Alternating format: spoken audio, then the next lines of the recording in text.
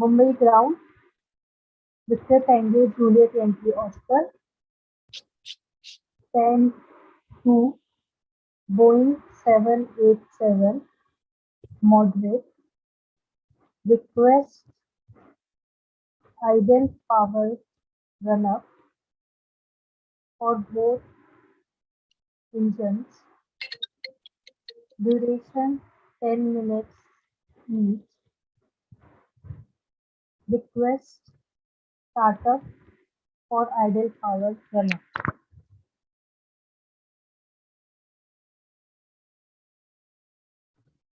Victor Tango Juliet Yankee Oscar, Mumbai ground, idle power run-up approved, report completion.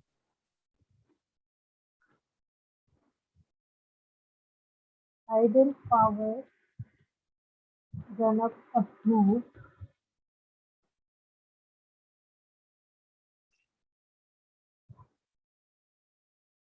Wilco, Victor Tango Juliet Yankee Oscar.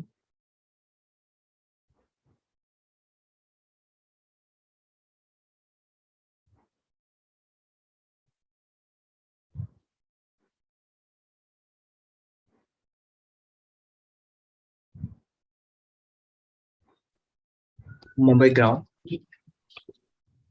Vistara 1-liner runner or disregard.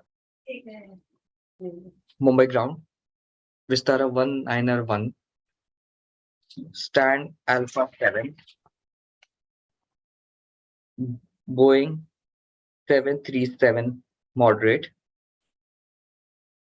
IFR Mumbai to Ahmedabad,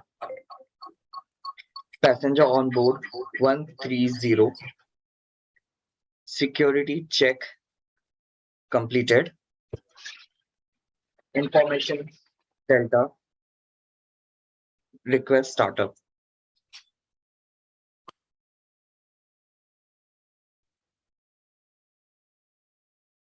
Station calling Mumbai ground, read you 3, say again, call sign.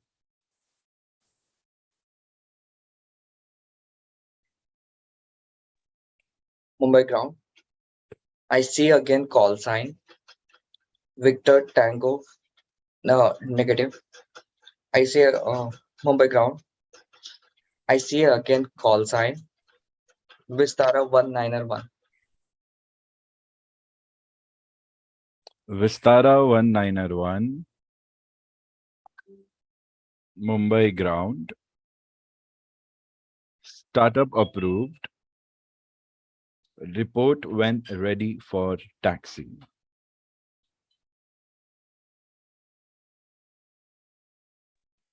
Startup approved, will report when ready for taxi, Vistara 1-liner 1.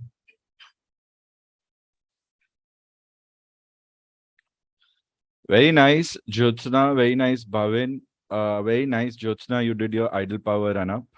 Actually, ATC was not expecting, so ATC took some time to understand and, talk again. Very nice of you all to give a good read back. Good rate of speech. Very clean call. Bhavin, even though you were fumbling, you had that confidence to fix the call. You said correction, and also I like that you didn't get stuck. Although earlier also your call was correct. I don't know why you were fumbling. You said, I say again, call sign, and you said your call sign. Then you realized you said the wrong call sign. So it said correction, and then you said the correct call sign. It makes sense. Very nice. Please send me a copy of your notes, calls. Jyotsna, I've got your call. Let me just check. I missed hearing your read back. So that would be idle power runner, duration 10 minutes each, 10 minutes each. I hope you have read it as 10 minutes each. And which number engine will you start? Engine number 1, that is on the left. Students, whenever you're doing an engine run-up or anything, remember the left engine is engine number 1, and that's what you start first. The drive that you get from the left engine is used to drive the second engine. Okay. Always remember that whenever there's a twin engine aircraft, we first start the first engine using APU and alternators and starters and everything. We need to give some rotatory drive to the engine to get started. That we do artificially. Once our engine is working, engine number 1 on the left, once it starts get working, we use a cross bleed function. All that you will learn eventually, but that not in RT, of course, over the period of your training. But what do we say? Um, yeah, the cross bleed function works like that. That one engine when it starts running on idle. So what do? Whenever you're starting the engines on the ground, you start up the engine and then you put it on idle power on the ground. So that's how it's supposed to be. You cannot increase it more than idle power when you're parked unless you want to go for taxi. And before taxi, you have to make sure that the area around the aircraft on ground is cleared of ground personnel. Okay. So all that, okay, is not that important in a RT, but what is more important in a RT is that to understand which engines first and second. Now it's the second level of knowledge about this. High power run up, like some of you all said, we haven't done, which we'll be doing in when we do a brush up on miscellaneous calls for part 1. High power run up would be similar to idle power run up. It's just that you cannot do it on parking bay because of the high exhaust gases, because we don't do it on idle power run up. So idle power is below 20% ideally. Around 17-18% can be set as idle power run up. If total engine power is 100%, then out of that 10, 12, 7, 8, 9%, sorry, 17, 18, 19% can be considered as idle power run up. Depends from engine to engine. When the engine is on idle power, the brakes are set and the aircraft doesn't get any thrust. In order to get the thrust for the aircraft, we need to build up thrust up to 30, 40, 45, 50%. And then whatever our takeoff settings are, according to that, we increase the thrust probably to maximum during takeoff speed. So high power run up, the only difference between idle and high power run up is that you cannot do it on the parking bay. So you need to request for a taxi to do it on an inactive runway or a dumbbell. So that we'll see. Now, many of you all have seen dumbbell inactive runways on your charts or your diagrams that we use, like Google satellite map view and everything, but still we'll do it. Jyotsna, idle power run up approved. Will go. Very good. Well said. Nicely written also. Very nice. And what do we say? Bhavin, send me your call. So, very good morning, everyone. And happy another free year after the independence, like 76th year, right? It's big deal. Anyway, we all are very young and we didn't see how it was. So for us, we just celebrate because it's in our schools, it used to be one of the most important days, right? So we know the importance of the day. So it's a good thing that we remember our past. Otherwise, we would not have these days of celebration. How is it important for pilots? Do you need to be, do you need to be aware of these things? As a pilot, you will be representing India when you fly internationally. And you will be in a profession where your colleagues are global. Okay. And for every pilot who is a student now, for you, the first goal is to get a RT license today and probably clear your ground papers in future. And now that your exams are, you all have one goal ready, that from 22nd August till I think 10th September, all our students are placed. So students who are worried about, okay, sir, my dates are very soon and I'm shocked. Be happy. Don't worry about it.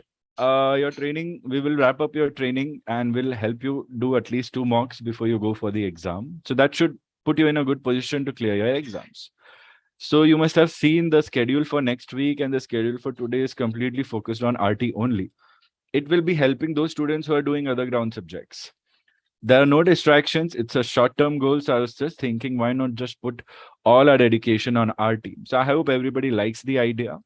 So just today and tomorrow, we'll have navigation so that we can wrap up a pending topic in navigation for other students. Other than that, for the duration of your exams, we'll be nicely, comfortably focusing on RT only. That will give us a lot of time. It will give us extra time in your hands, including you, Vishnu. Now, Vishnu has an exam on 22nd, so Vishnu was worried. And we knew this because Vishnu had submitted the form too quite early. For students who had filled the form late, some people's form has got rejected because it reached late. It's very unfortunate. I'm very sorry that happened, students. But something in aviation you learn is you don't give up if something doesn't go as per your plan. Simple. Either you try to fix it or you be ready to do it again. Simple as that.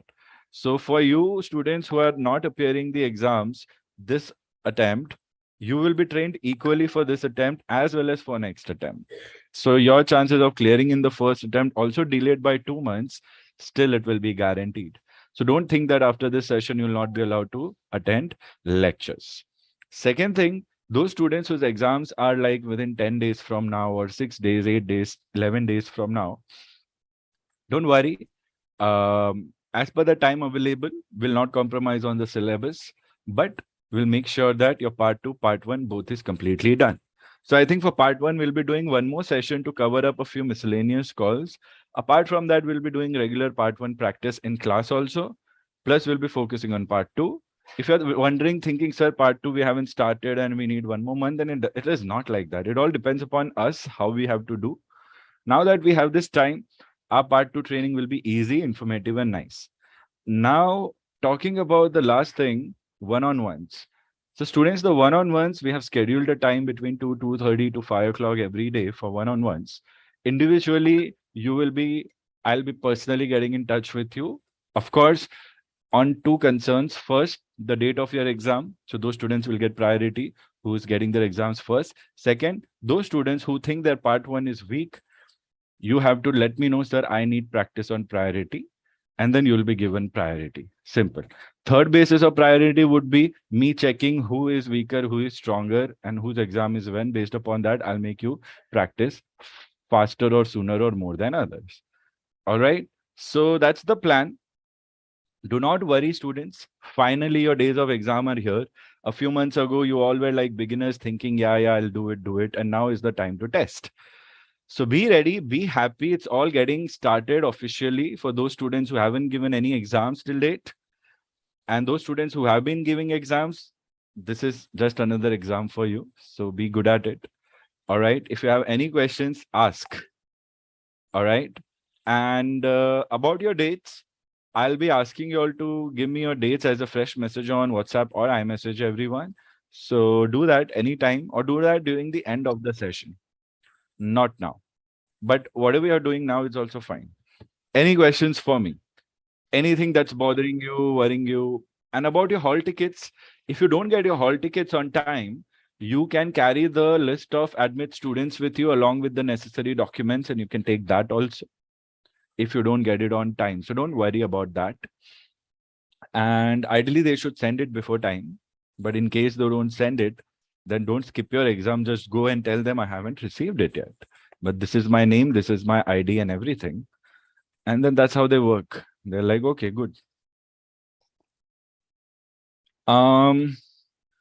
Any questions anyone has? Sharad, go ahead. Sir, I would like to schedule timings for as per your convenience for practicing calls on one-to-one sessions. I know my exam is a bit late, but per se, time as per your convenience and whatever time permits. Yeah, I think we have already planned a call with you, Sharad, and Yes. I think you're the first person with whom we have planned because you're from the previous batch. So yeah, so I hope we can talk this evening. First to analyze, because you have been not attending live lectures. So remember what conversation we need to have. That is first. And Yeah. secondly, your part 1 mock will be arranged with all students. Don't worry. And if you're not available during 3 to 5, then of course you'll be given extra time in the evening. But Sharad, just drop me a message about the last date when you're, what do we say? Last day of holiday, that is. Sure. Just give me a holiday time so that we could make most of that holiday period that you have. Yes. Yeah, fine. Good. Anwar, welcome to the class. Hardik, Anwar. So Anwar, you joined a little late. I was just giving instructions about the exams. Anwar, I think yours also. So students, I think Bhavin and Anwar, your forms are rejected. I think Sushma's form is rejected because it reached late. Anyone else? I think Shivanshu's form was rejected. He's not in class. Anyone else whose form's rejected? Just let me know. Overall, I'll ask for this in the last thing that I want. Okay, done. So who do we have? We have Priyam, we have Vignesh, Ayush, Swarnav joining us live today. We have Rishi. Rishi, although you're giving the exam late and other students who are not giving in Delhi, prepare accordingly. Plus, you will be groomed again whenever you're giving the exam. So this will really help you. And after this set of couple of weeks are over with RT, you can easily focus on the other subjects like Hardik, Rishi, and everyone. But yeah. So Pooja, welcome. Bhavin, Pooja, I hope your calls are improving. Bhavin, your calls are good. Ayush, welcome. Good morning. We have Sahil joining us. Sahil, practice, discuss doubts. Remember, we have Achal today. Achal, keep practicing. Jyotsna is there. Then Vignesh again is there. Vishnu is there. Neha, Anwar, and Hardik. Good. We are expecting couple of students, but they have not joined yet. Anyway, Vishnu, do drop me your availability till your date of exams. Drop me a scheduled a message of your schedule starting today till that day. Your work, your travel, and when are you reaching your exam center? And will you be free one day before the exam? What time is your exam? Everything. Okay, Vishnu, just drop me a message about your schedule nicely whenever you get time. So that So I could try. Uh-huh. basically, I'm available like from tomorrow to Saturday, like full time, like full time. Say again, say again. So Till from tomorrow Saturday. to till Saturday. And what are I'm you doing available full Sunday? time. Sunday I will be traveling. Monday is the exam. Okay, okay. What time are you reaching at the center? What time is your exam? At 2 p.m. 2 p.m. 2 p.m. Good, good, good. Monday. Sunday you are reaching 2 p.m. Exam is also at 2 p.m. Is that what you're saying? I'll be reaching Sunday afternoon. And yeah, Monday afternoon is my exam. And you have a good place to stay there for a day, Sunday? I'm checking that. Check. Take a comfortable hotel or something. Okay. And close to your center if possible. If not, then it's fine. Take it within 10, 15, 20, 10, 15 minutes of travel time, not more than that. A few Right. kilometers, I would suggest 8, 10 kilometers, not max. Maybe 5, 7 kilometers. Right. Yeah. Also, they mentioned in the notification saying that we might get held up like one day if we clear part 1 for the part 2. They say to keep you ready, but that hasn't happened till date in our experience. Okay. Most of the times they are able to take a Viva on the same day only. Okay, because it's an afternoon session. I thought like No, generally they think that if more number of students are going to give the clear part 1, then chances are that by the time the duty time, they have a designated time, 5 o'clock or 6 o'clock probably. If they cannot accommodate all the students who are selected in the afternoon session, then they will ask you to come the next day in the morning. That's the only difference. But if that happens, then you'll have to extend your plans, of course. But then that doesn't happen. We have never seen that happen. Okay. It's just that they keep it ready and informed you in the worst case scenario, or maybe that happens once in a while. Okay. I was just thinking to like stay back till Tuesday evening and like get back by evening Tuesday. Yeah, you can plan that in case your exam is done, and if you clear, then you can use that Tuesday to just have a good time in a different city, you know. I had done that. I went to Hyderabad and I cleared my exam, and I was just staying for one more day over there. And luckily my friends were studying there in Hyderabad, so I could live with them. So one day we just went out for dinner and explored Hyderabad. So it's not a waste actually. It's a good thing. After RT, especially after RT, when you're sincerely studying, and we were studying in the train also. I remember that very fondly, very nicely. So yeah, I think it's a good plan. Even if you clear and you don't have to spend that day in the exam, you can just relax, enjoy, visit a city. Keep that in your plan. Not a bad Hopefully. plan. Yeah, yeah, Hopefully, not. fingers crossed. No, no, be positive, Vishnu. It's easy to do it. You have been learning. Don't worry about the date of the exams. Okay, students, do not worry about the date of the exams. Don't worry. You still have time. You can still prepare. If you don't do anything, then if you don't do anything till the date of your exams from now, then we can say your chances are slim because we haven't done a brush up, we haven't done one-on-one, and we haven't done any part 2 pointers also. But we are doing it now. So don't worry, students. Whatever you're worried about, keep sharing it with me. Okay, so that we can quickly practice and make you confident. So Victor Tango Sierra Alpha Hotel, that is Sahil, and Victor Tango Sierra Alpha Hotel, that is Sana. Sana, welcome to the class. It's your first class today.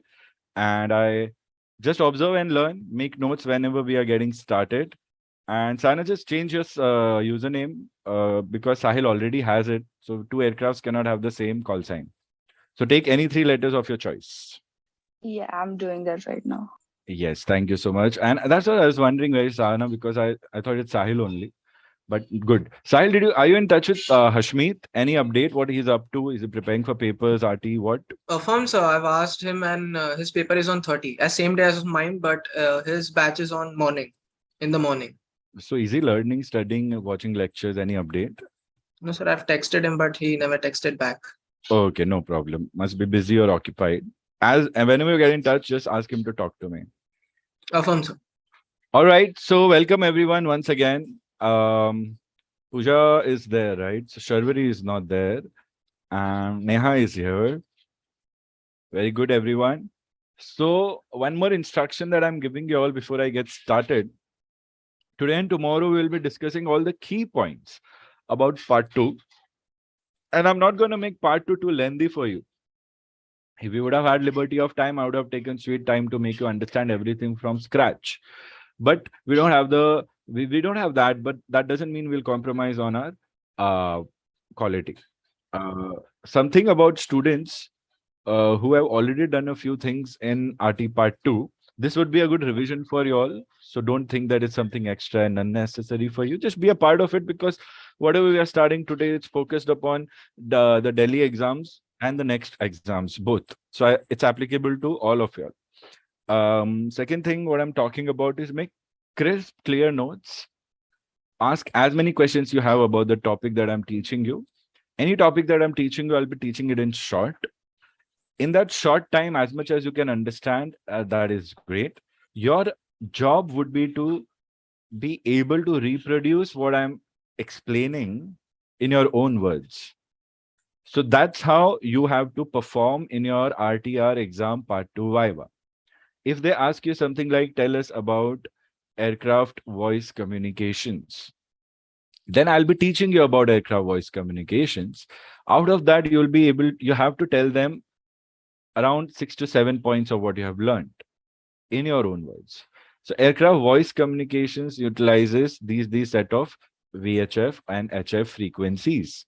These are the number of systems that we have. Depending upon the usage, we use this or that frequency. So see, even though I've not given you any technical term yet, there are generic terms in which you can frame the answer. So that technique you have to learn, how you will be framing the answers in front of the examiners. The less you speak, the clearer you speak, and the keywords that you focus upon, that will guarantee that you get good marks in your part 2 Viva also. After a couple of sessions, when we start from Thursday onwards, so today is Tuesday, then Wednesday, then Thursday, you see Thursday onwards, we are starting sessions from 9 a.m. in the morning, and it is going up to 1:30 or 2. I think 1:30 with a half an hour break. So first session would be 9 to 11. Second session would be 11:30 to 1:30 like today. Now, why have I done like that? So that we get enough time live in class, and after that we get enough time for mock also. So we are sacrificing other classes just to ensure this time we get everyone, what do we say, across the line. What do I mean by that? Everyone who's attempting should clear in their part 1. So I think we have a good bunch of students, around 8 to 12 students doing it. So why not dream big and try to see if all can clear in their first attempt? It's possible. Why not? So yeah, that's it. Any questions before I get started about all these things? Anyone? Students who are not going Delhi attempt, if you're worried about, sir, what if I forget? It's not going to happen. As long as you clear, we are going to keep giving you fresh training. Be it next year, this year, whatever it is. Sharad, you have a question, please go ahead. In the exam, once we receive a call from the examiner, so do we have to first write it, or we have to speak or do it simultaneously?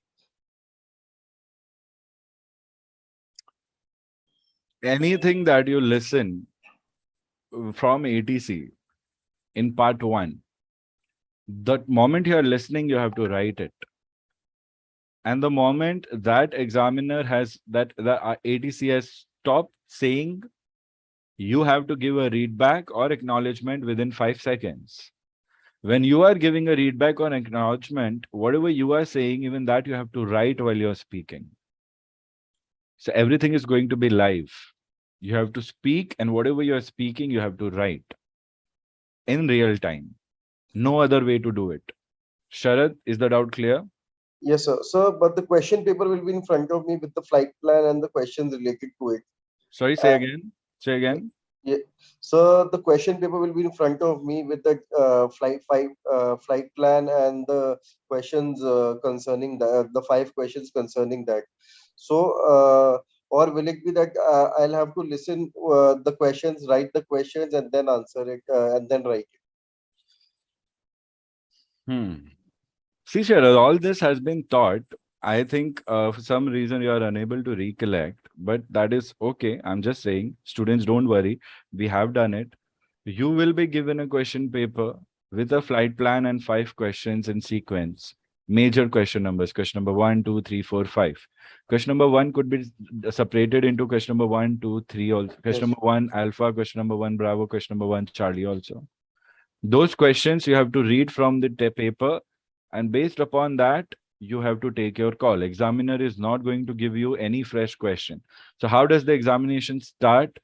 You will be given question number, you will be given a question paper. There will be question number 1. The examiner will say start, and he or she will start your timer for 25 minutes. In those 25 minutes, you will look at the flight plan, you will track it across your chart, you'll look at all the questions, you'll check your call sign, other information, everything. You'll understand the flight plan, you'll understand the questions. What are those questions? Those questions are the situations that you'll be in air, that you'll be facing.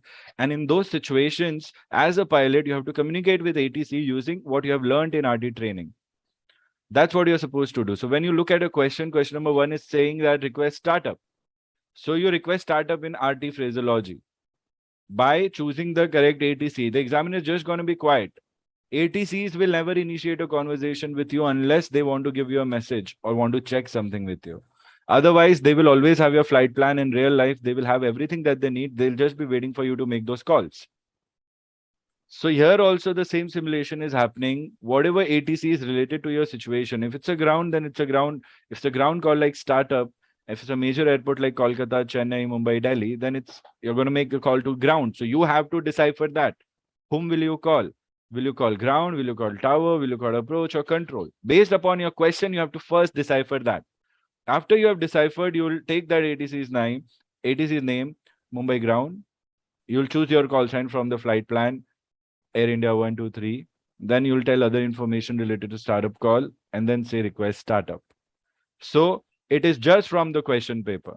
Now the examiner, when replying your call as an ATC, can either just simply make it a startup call and give you responses, or could deny the startup, giving you any reason that is not there in the question paper. Such questions can be made in real time by the ATC anytime, which would go over and above what is there in the question paper. I hope everybody understands this. So that way you have to listen to the ATC properly and be ready for something extra also. Every second student can get 1 or 2 questions like that, where ATC gives you something extra more than what is there in the written question paper. I hope the instructions are clear. After that, question number 1, you keep transmitting, receiving, assuming you are sitting in the PIC's place and you are asking for a real startup, so that you know what's going to happen after that. You are not in a blind zone. What's going to happen? So if ATC doesn't say go to the next question, that is the keyword. Go to the next question means question number 1 is done. Now you are allowed to go to question number 2.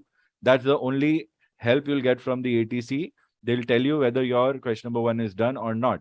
Until and unless they don't tell you to go to the next question, you will keep continuing the startup call. That call could go up to takeoff also if the ATC doesn't tell you to go to the next question. So you have to understand the natural continuity of calls.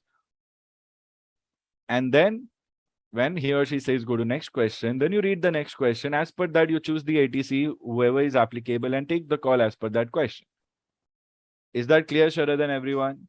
Yes, sir. So I'll first speak and then I'll write.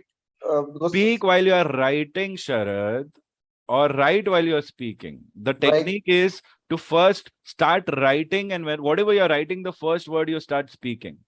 Sharad, where have you been? These are basic points. I'm glad you are asking it, but it tells me that you might have missed all that you have learned initially. So I need to know that. So it's important we have that conversation in the evening. Students, if you are worried about writing and speaking, then when we do a one-on-one or when we are doing that one-on-one in class, you know that you get a feedback on that and you get an idea how to improve. That's why I encourage you all to join live lectures. So Sharad, write and match your writing speed with your speaking speed. Simple. Start writing. If I'm saying Mumbai ground, so before saying Mumbai ground, I'll write Mumbai ground. See, I'll show you how it is done. Students, whatever questions you all have, please keep asking. Okay. I think you all can make understand with the tone of my voice that it's such a simple basic doubt, and somewhere I'm speaking out loud because I want to make sure everybody hears this basic point without missing it. Okay. That's why if you think why a person shouts or increases their voice, it's because they think that other people listening to them are not focusing. So make sure this time you focus because we don't have times for redos anymore. Okay, so I'm giving you today and tomorrow to get done with all your basic doubts whatsoever. So that's the importance of revision, students. Revisions and discussing your doubts. All right, I like what Sharad is doing right now, and you all have to do it like that, no matter how basic. But then in person, today and tomorrow in class, I'll give you the liberty to do it in the first half an hour. After that, all these doubts would go to be discussed in person and only when we are doing part 1 revision, which will have ample of time to do. Anyway, so how am I writing? If my question number 1 is request startup, a simple basic call. So how will I do the call? Sharad, please focus. Anyone who has any doubt, focus. Okay, here.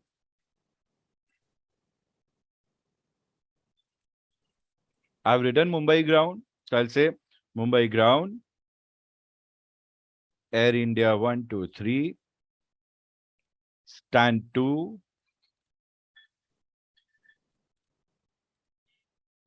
IFR, Mumbai to Delhi, flight level 330, Boeing 737, moderate, passenger on board 119er, security check cleared,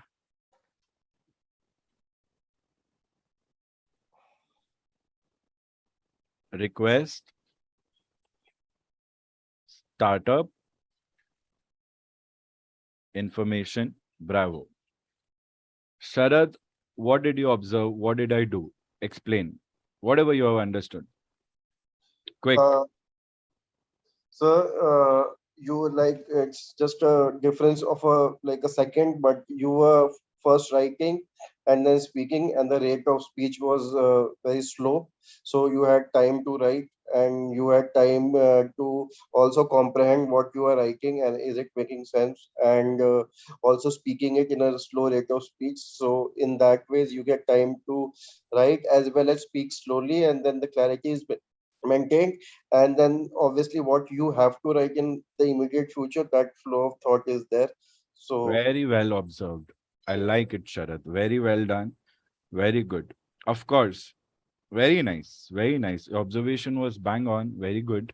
Yes, students, see, this is the best technique that I'll suggest, but I always give you the freedom to choose your own technique.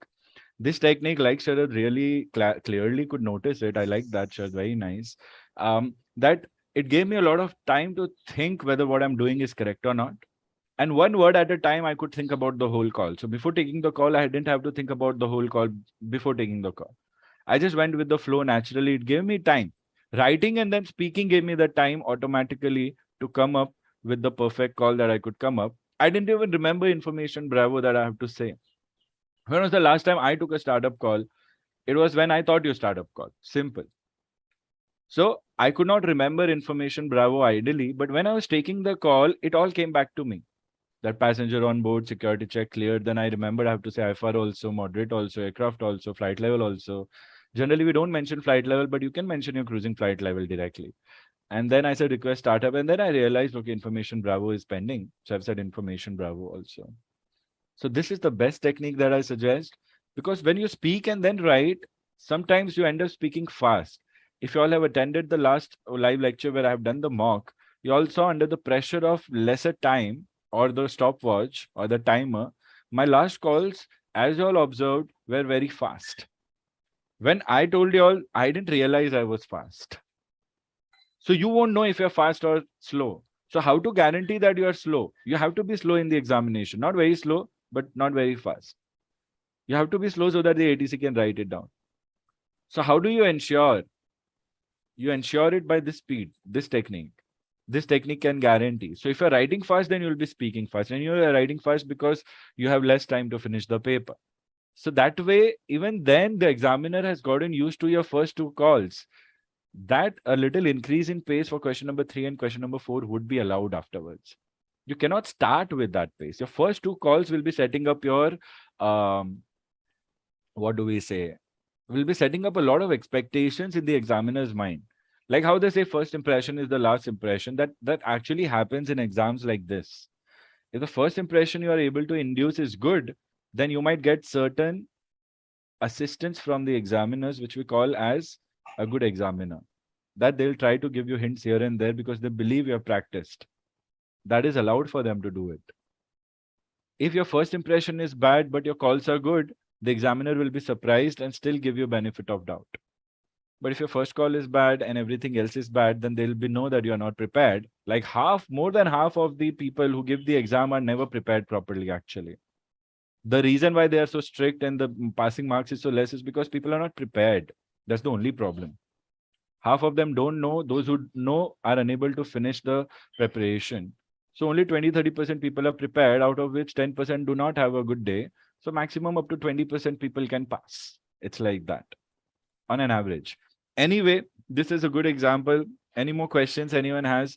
So students, your personal calls that you want to discuss with me, keep highlighting them.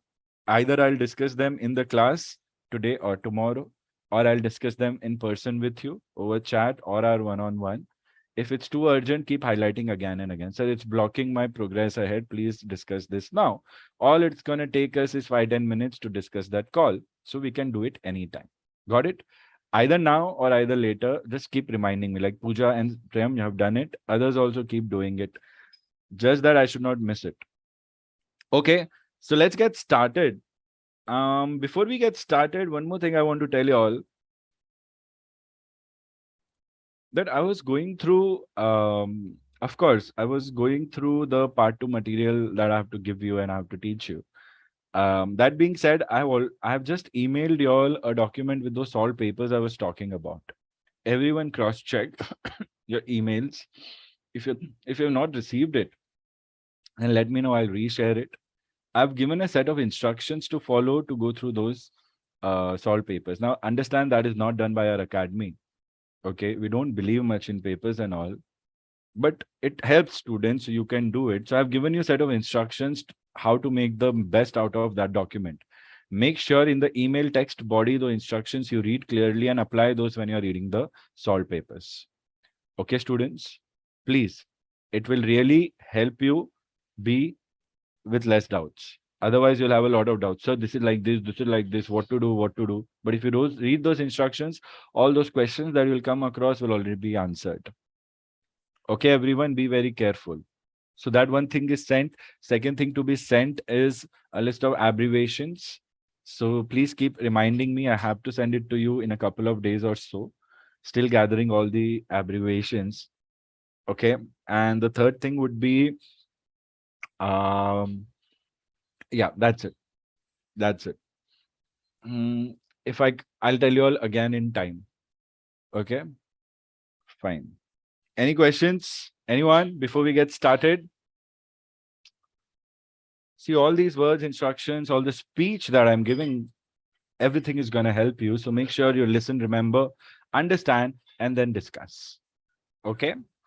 It's your class, your session. We are not in a rush. We are at a very good speed and we are going to arrive early. Arrive early as in you will be done before your exam. Simple. We're not going to wait till the last moment. Okay. So, yeah, that's it.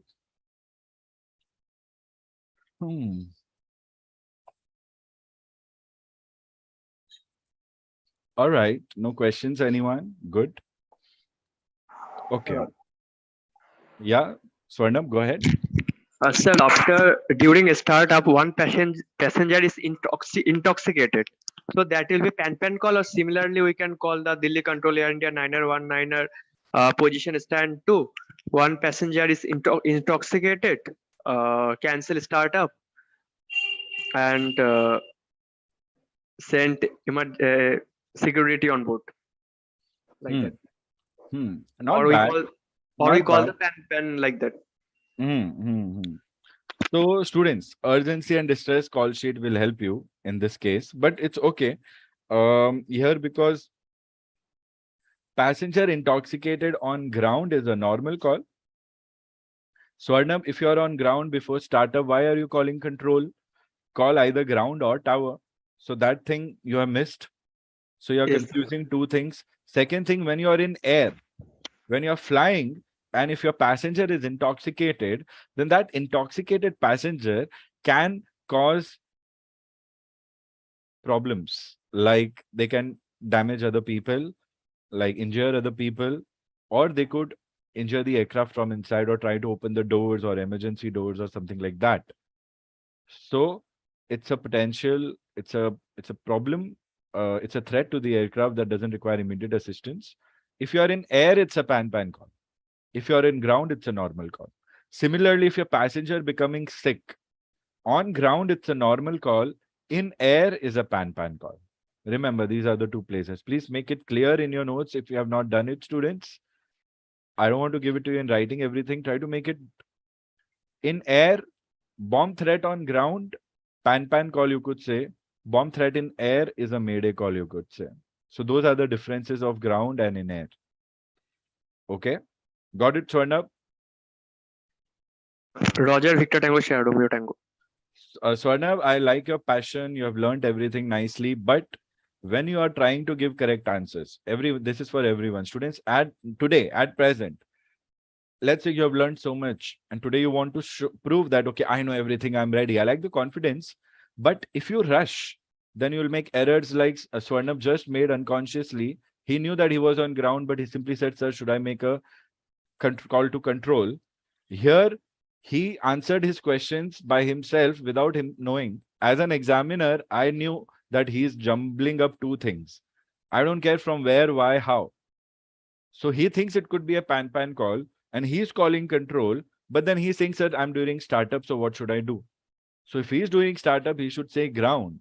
That difference has to be brought together because the examiner doesn't care how much you have learned or not. The examiner would just focus on your performance.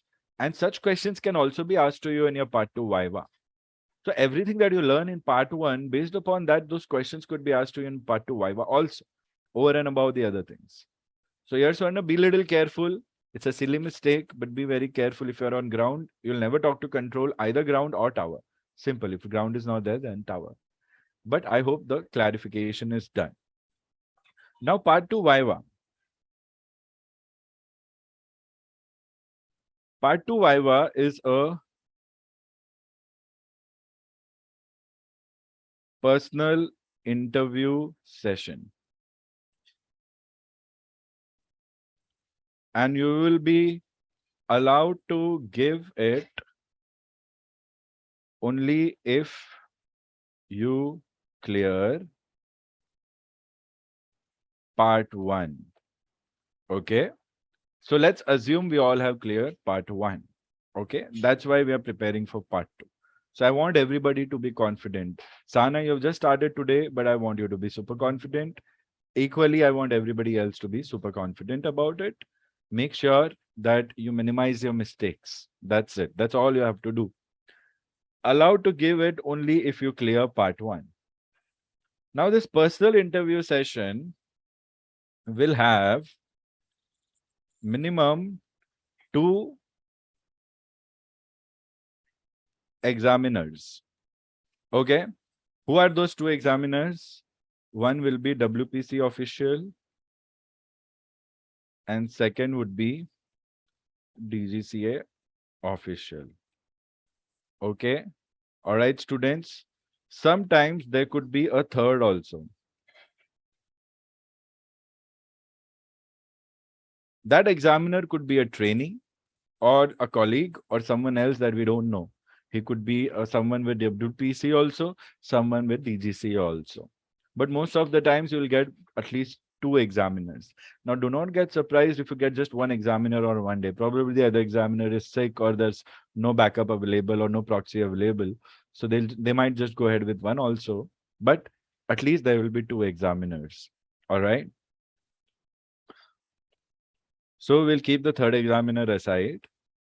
Now we have to understand what is happening and why is happening, and is it easy or is it difficult to finally crack a part 2.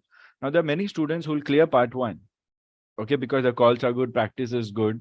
But many students cannot clear part 2 even after learning and studying a lot. Why? Because of their inability to speak confidently in front of an interviewer or an examiner. What could be the other reason that students are unable to clear part 2 Viva? Because of bad control over English as a language, because of bad grammar, because many students, unfortunately, they cannot speak fluent English. I don't judge students based upon their English, but examiners might find it difficult to understand what you're trying to say.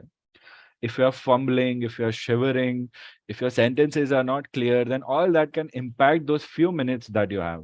How much minutes do you get for that interview?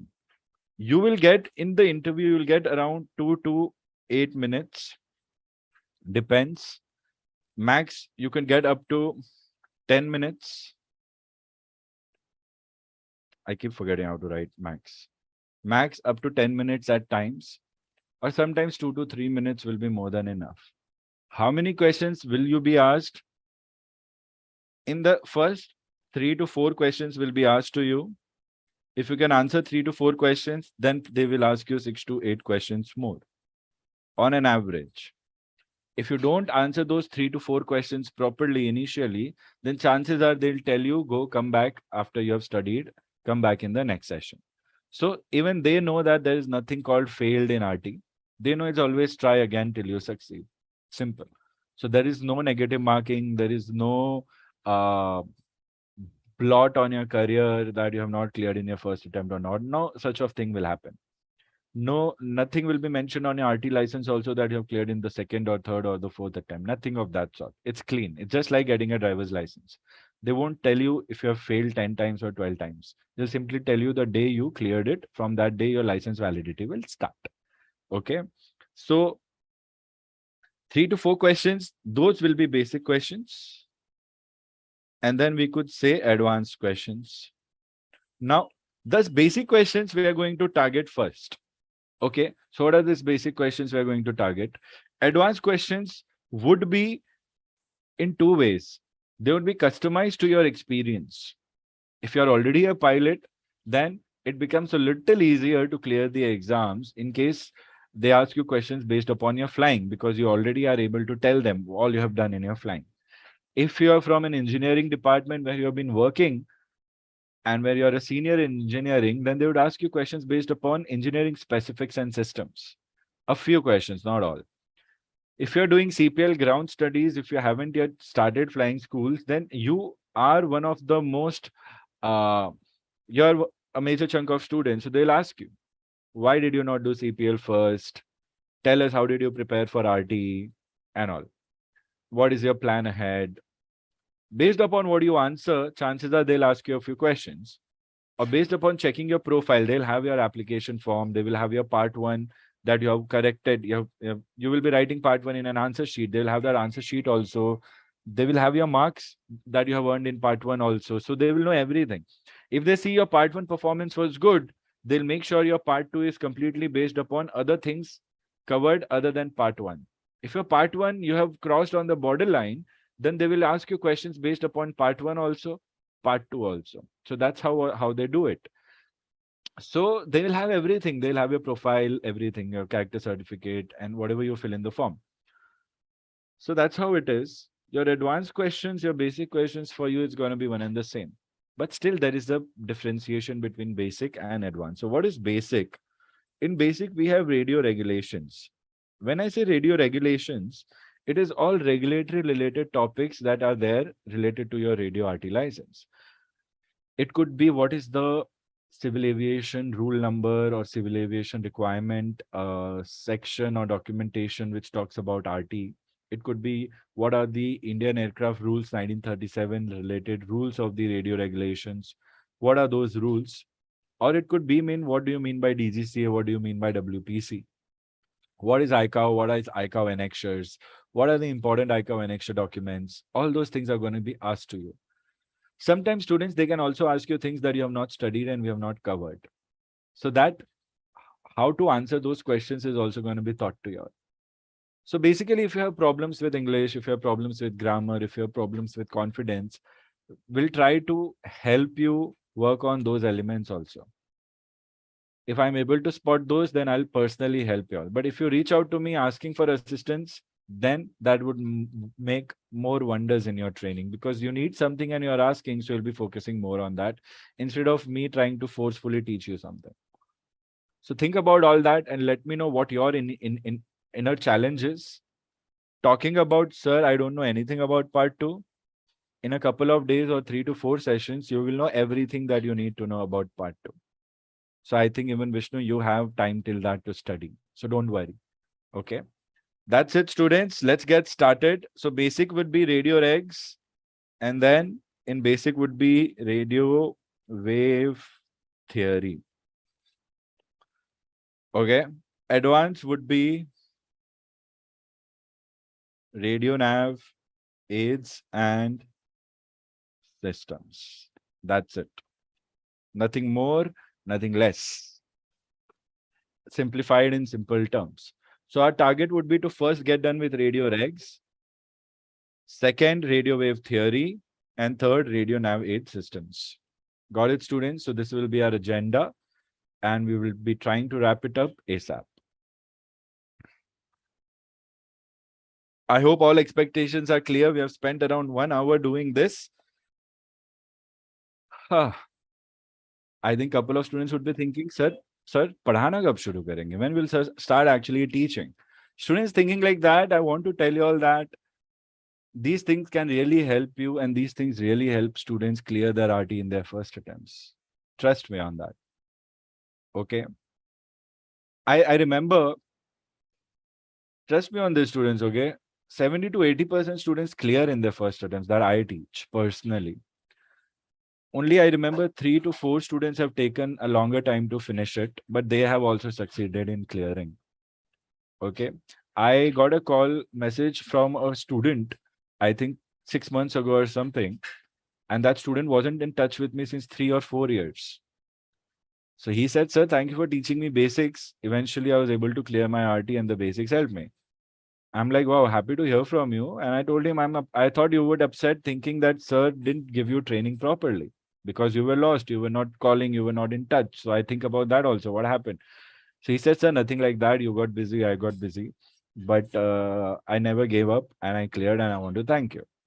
And I was like, wow. It's been what, 4 years when he was learning with me. Then 2.5 years lockdown happened. So obviously student couldn't give exams. But after that, he was able to give exam and he cleared. So you understand what I'm trying to say, students, the basics are going to help you in the long run. He remembered the basics and those basics helped him whenever he wanted to give the exam, and he cleared.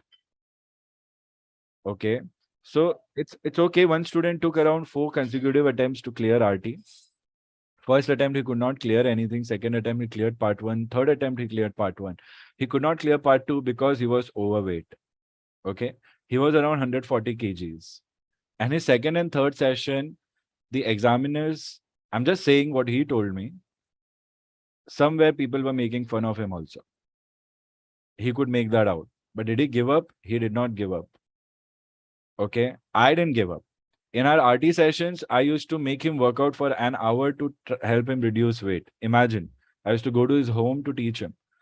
And during our RT sessions, he was able to lose 8 kgs overall. From 146, I remember he came to 136 or 134. more than that, more than what I'm saying. And he came to 132 before I left his training. And eventually he cleared his RT. He got his RT. Simple. So you understand there could be n number of factors that could determine whether the examiners help you clear or not. So you should be doing what you're supposed to do at the best of your levels and never give up. Simple as that. So a few students who have not cleared in the first attempts, they all have a good story behind it. Why not? It doesn't mean the student has not given enough or I have not given enough. It's just the circumstances. Our level of preparation and our level of performance, it doesn't meet. Sometimes it is not in your control, so you should not blame yourself.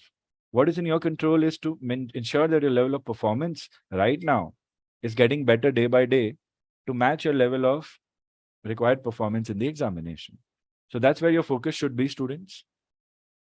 There was one student who had not even got a computer number, but we prepared for RT. She was not confident.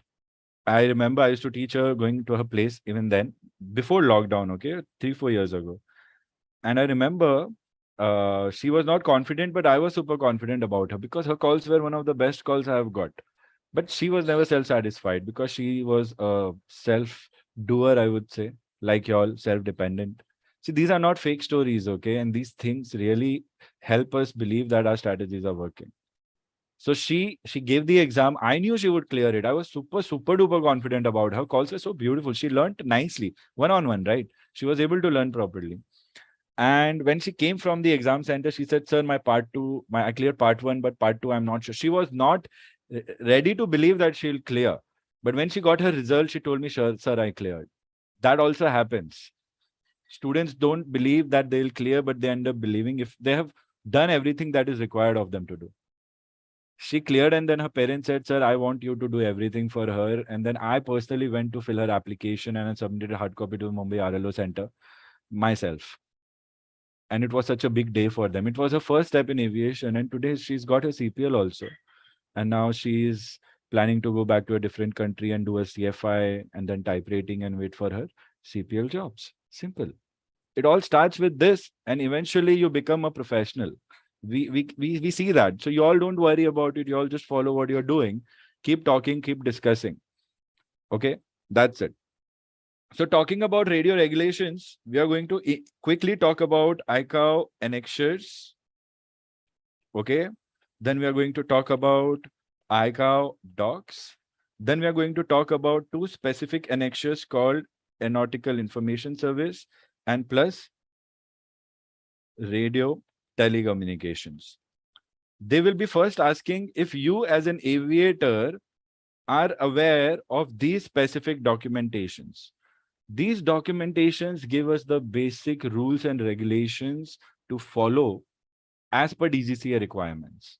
So DGCA requirements are made based upon ICAO documents. So what is ICAO? What is DGCA? Comes into picture. Then what is WPC comes into picture. So questions like, what is ICAO? What is DGCA? Okay. What is WPC? These questions form the basic questions in radio regulations. Okay. Then what is ITU? Then what is Airports Authority of India? These are 5 organizations that we'll learn about. Just brief description. Okay. And after that, of course, ICAO annexures or annexes plus docs. DGCA, we'll talk about sections plus rules, if any. WPC, just definition. ITU definition. This definition is enough. Okay. After this, we'll be talking about other regulations aspect, which would mean like what is ADIS, what is MWARA, what is RADARA, like that. And maybe a couple of more points. What is FIR, like that. Okay. After this, we'll be talking about COM systems, HF, VHF.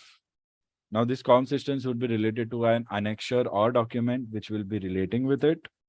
Okay. And after this, we'll be doing a little bit of altimeter theory, which I'll comprise in your basics only. Altimeter theory will have certain Q codes, transition level, transition altitude. I think this should sum up.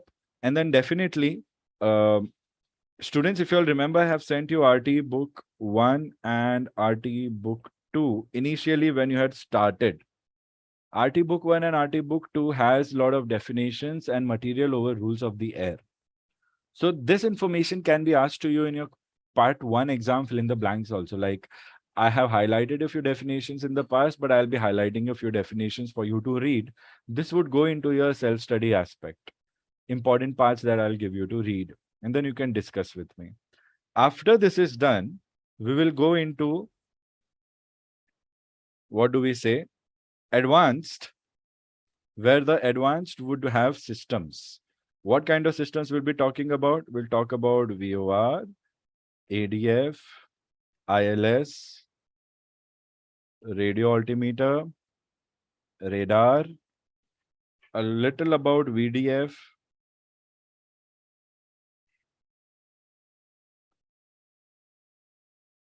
and a few more if required. If required. So I'm just giving you all the topics on priority. Other than this, other topics that keep coming here and there in frequently asked questions and all will be taught to you after these topics are taught to you. So these topics are of prime concern, and don't worry, I'm not going to spend one hour each on one topic. It's not going to be required because you will be required to give an answer in 30 seconds or so. So I'll be teaching you on the lines that will help you speak for those 30 seconds on one topic of question asked to you. Like if they say, can you tell us something about VOR? Then I will not be teaching you for an hour VOR. That won't make sense. We'll run short of time. So I'll teach you VOR in a short span of time. Based upon that, we'll see how much you have learned, if you have questions or not.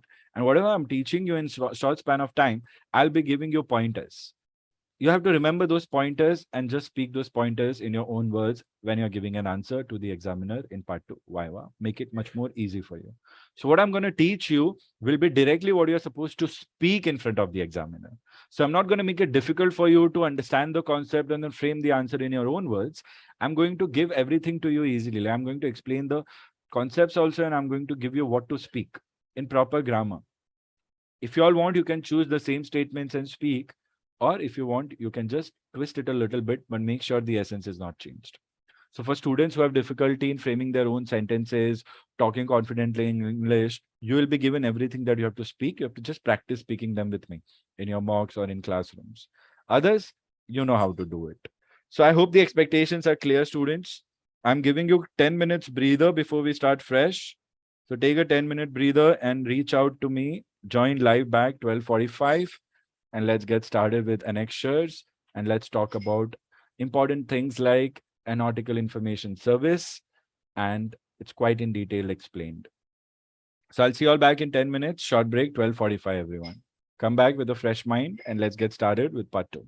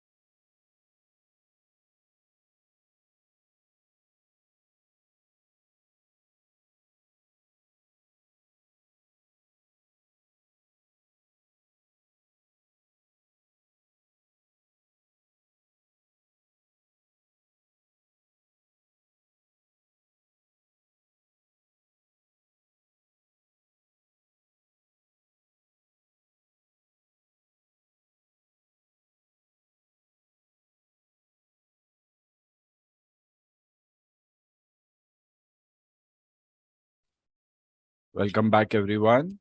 Students, just let me know if you're back. You can use emojis on the Zoom like this.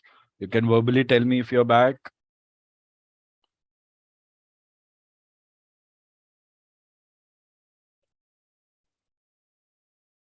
Mumbai ground, how do you read? Station calling Mumbai ground. Say again, call sign. Mumbai ground, how do you read? Victor Tango Sierra Hotel Alpha. Mumbai ground को call कर रहे हैं शरद. हाँ, क्या हो गया? नींद में है क्या सब लोग? Is Mumbai ground calling Mumbai ground, Sharad? Come on. Oh, Yeah, negative. one more thing. Just one thing. Station calling Mumbai ground. What is the meaning of this? It means any station. What is the meaning of station? Any air traffic controller or pilot, anyone who has radio apparatus to communicate with, can be called as an aeronautical station or an aeromobile station. Station calling Mumbai ground means somebody who's calling Mumbai ground. I could not hear your call sign. That station who's calling Mumbai ground. So this becomes your W1. Whom are you calling? This is the whole sentence stacked together. Station calling Mumbai ground. Just station calling is not a phrase or a word in itself. So you say station calling Mumbai ground. Say again, call sign. So here you might be thinking, sir, W1 is there, W2 is there. Why are you calling? W2 is not there. Who you are. Sana, don't worry about it. You'll be learning it in part 1. I'm talking about others. Who you are. Here, station calling Mumbai ground. Here says whoever is calling Mumbai ground, this is Mumbai ground. Makes sense like that. So you don't have to say Mumbai ground again. So station calling Mumbai ground, say again, call sign. So whenever your call sign would not be clear to the ATC, or if you're saying a wrong call sign in the examination, then ATC might tell station calling whatever the ATC is that you called and would say again call sign. So you simply say Mumbai ground, Victor Tango Sierra Hotel Alpha, like this. Then they'll be like Victor Tango Sierra Alpha Hotel, correction, Victor Tango Sierra Hotel Alpha, Mumbai ground, go ahead. And then you'll go ahead with the request, whatever you're making. Is that clear, everyone? Pooja, have you understood the meaning of station calling? It's not just station calling, it's station calling Mumbai ground. Okay. All right.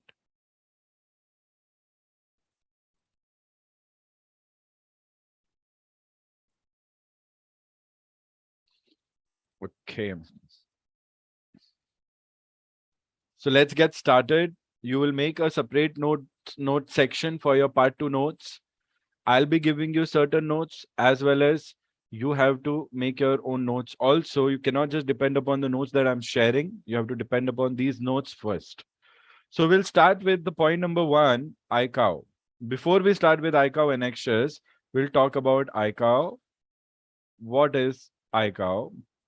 I'll be giving you answers in pointers. We'll start slow today. Tomorrow we'll pick up a pace a little bit. Thursday onwards, we'll be going on a very fast speed.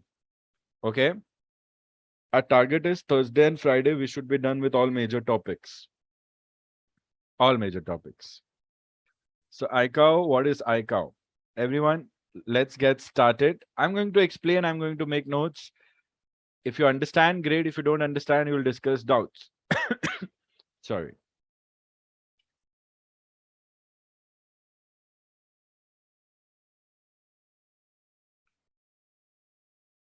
Point number 1.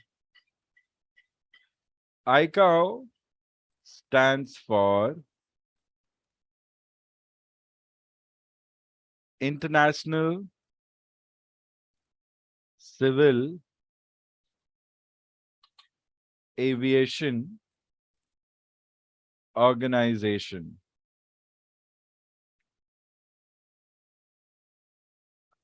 Point number 2. iCow is a UN, that is United Nations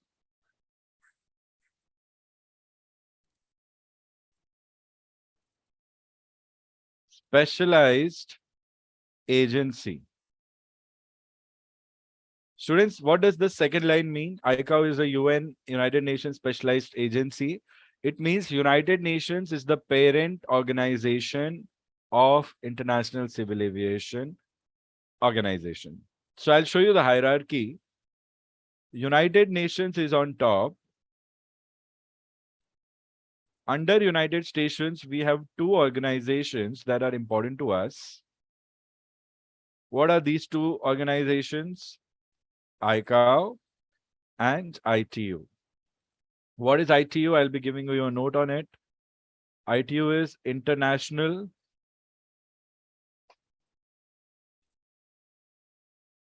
Telecommunications Union.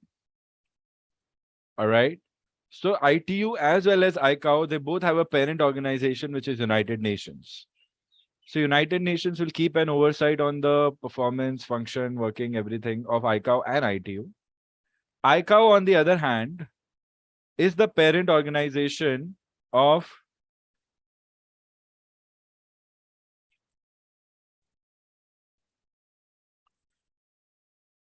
MOCA is basically Ministry of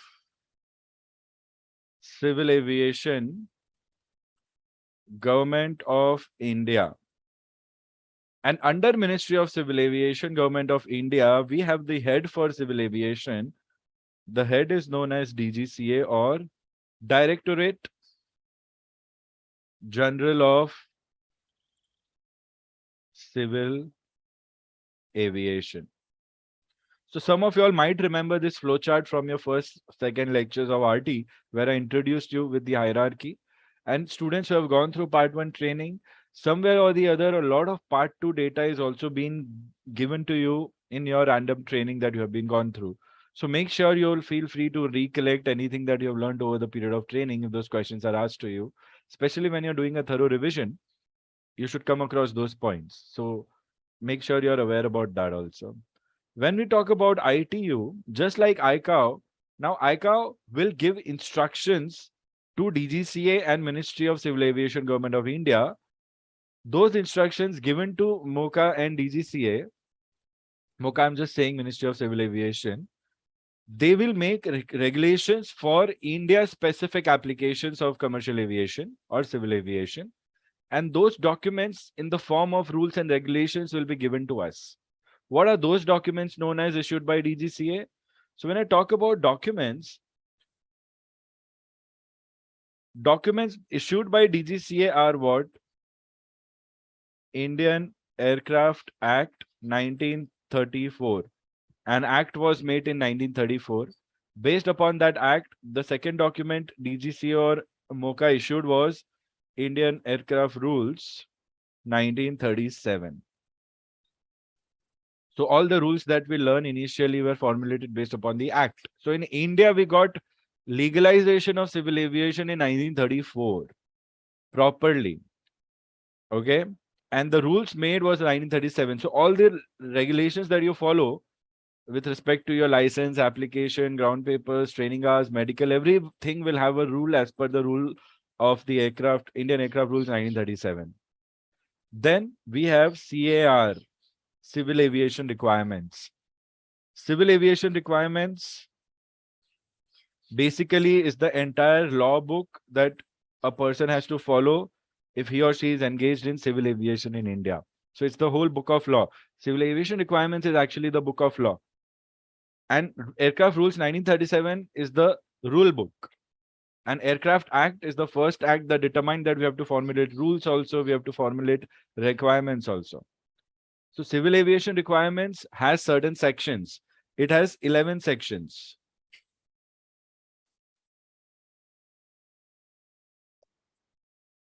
Based upon the information that you need, it is spread across these 11 sections. So students who have done regulations, all that you have studied in regulations so far is basically going to help you in your RT Part 2 performance also. All that is general information that you have learned so far. So it's good that you have already studied it. Just remember it for you. In these 11 sections, based upon different topics like personal licensing, general, aerodromes, air transport, we have different rules written in these sections.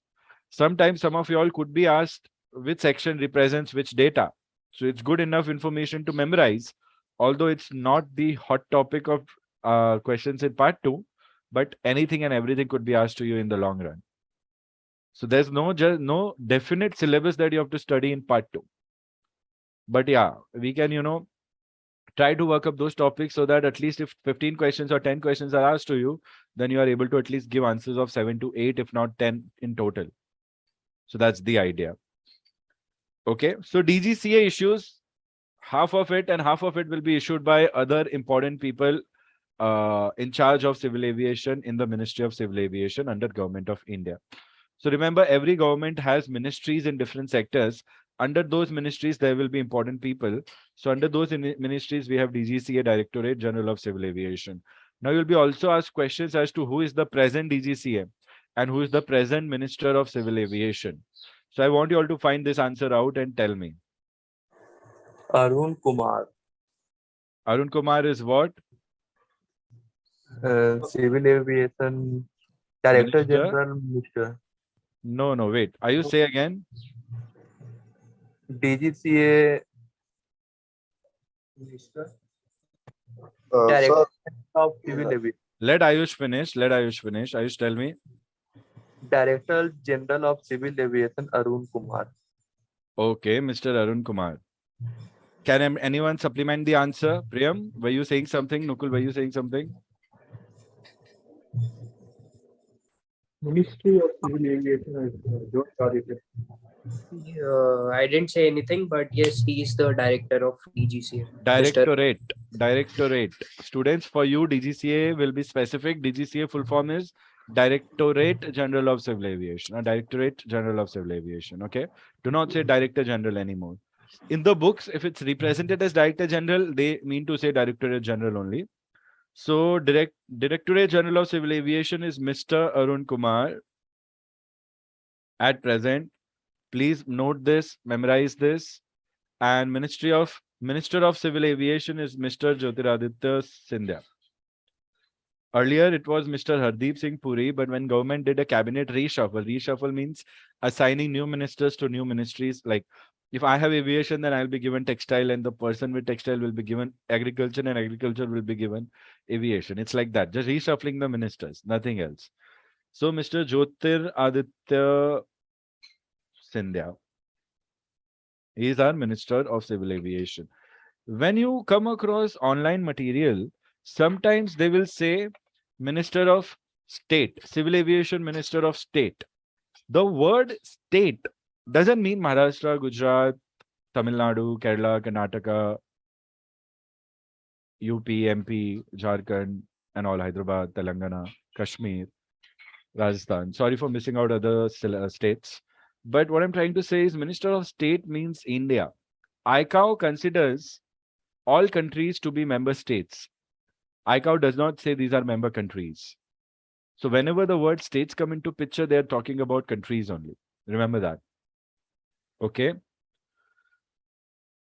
And what about ICAO documents? ICAO has also given us instructions in set of documents. So what are those documents called as? So ICAO, very interestingly, okay, this is something that many people fail to, what do we say? Many people fail to note that when we talk about DGCA documents, these are the basic documents.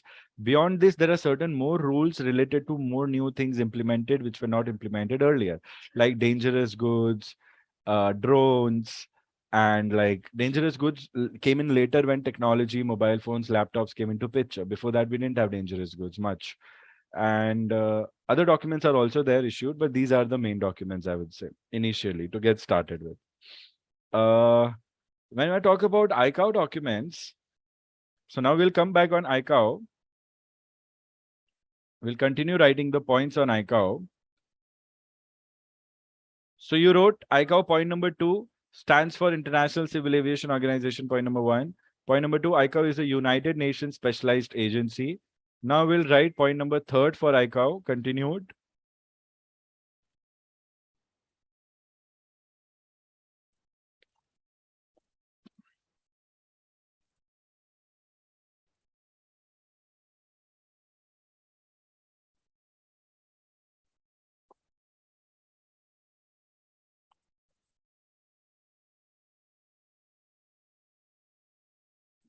1 second. Yeah.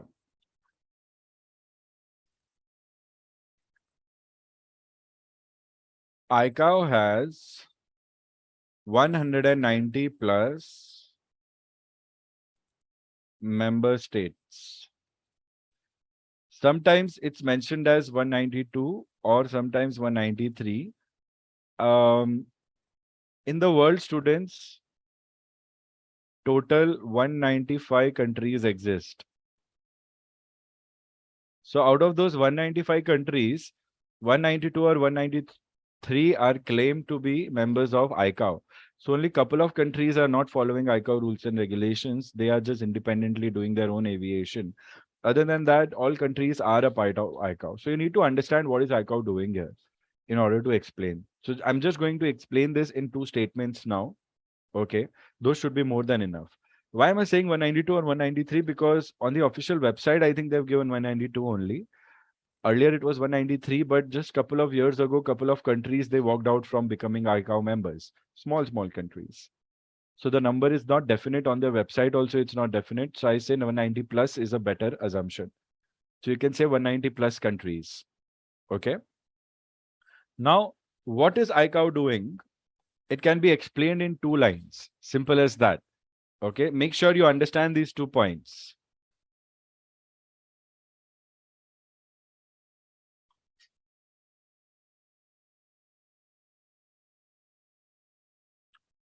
ICAO was established in 1944. Okay. ICAO was established in 1944 by member states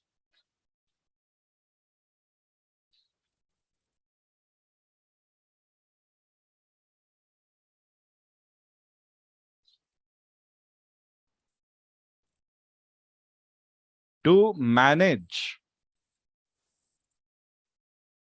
the administration and governance of the Chicago Convention. Now, students, I'll tell you about Chicago Convention. Just write down the name of the Chicago Convention. That is, name of the Chicago Convention is Convention on International Civil Aviation. So students, what had happened was aviation after World War I and World War II. Okay. Just an update from Neha. ICAO member country as per the website is 193. So students, you can stick with 193, the latest update. Okay. 193 member states. Jyotsna, thanks for Mr. Jyotiraditya M. Sindhya. Just the spelling, check the spelling. Spelling is incorrect. Okay, Jyotsna, will make sure that all the ministers and all the respectable people, we don't mispronounce their names. Otherwise, actions could be taken against us. You know how it is, right? So make sure we get it right. And that's why I say you always use respectable or Mr. in before their name, so that in front of the examiners, you show that, yeah, you value these people because they are the governing authority in our country over you. You are a part of that civil aviation, and the highest minister over you is Mr. Jyotiraditya Sindhya. He has everything in his hands. And then DGCA, Mr. Arun Singh, he has everything in his hands. And the only person who has anything in his hands above them would be the prime minister of the country or the president, like that. That's it. So these are the 4 prominent people you could say your bosses in the government. That's why everything you do is with DGCA. Then where does WPC come into picture? WPC come into picture. I'll tell you when we talk about WPC. Let's quickly wrap up ICAO. So Chicago Convention, there was a convention held for all the member states back then. There were less member states back then, 30, 40, or like just United Nations made a convention. They called all people engaged in aviation because anyway, aviation was global. People didn't have their own aeroplane manufacturers. So they had to buy it from abroad only. So they were following something or the other. So after World War I and World War II, In World War II, we saw a lot of development in aviation. We saw the introduction of jet engines on a larger scale in the use of airplanes, which changed the definition of travel as we know it today. So today's travel industry and aviation that you are seeing was invented around 30 to 40 to 50 years ago. All that we are using today is based upon an invention made 50 years ago. Every year, certain modifications are coming into picture, but those modifications haven't yet replaced the 50-year technology. So VOR, ADF, everything that you learn is very old, 30, 40, 45, 50 years old. What is new? GPS. GPS is new. We could say that. Not very new also. It came into picture in 1970s. So what I'm actually talking about right now is that first a convention was made. A convention is meeting of all dignitaries representing the government. In that convention, they all decided what to do, how to regulate this technology that we have, this global aviation transport, now that we are not going to get into any wars after World War II. Because during World War II, the only application of aviation, more than anything, was for defense and attack. So the industries that were building, Boeing was basically a manufacturer of weapons before it got into civil aviation aircrafts. So these industries, all right, understand from business perspective also, they had to thrive. So they started investing into passenger transport. Okay, that's how ICAO helped them. So ICAO was a convention that they realized that in order to have harmonious international growth of aviation together, we all have to follow same rules. Now the problem was UK was an English speaking country. Australia was an English speaking country. Their accent was matching. But America and UK, their accent was not matching. Plus European people Europe is just like India, you know, small states, all states speaking different language. The common language binding could be Hindi or English, we could say.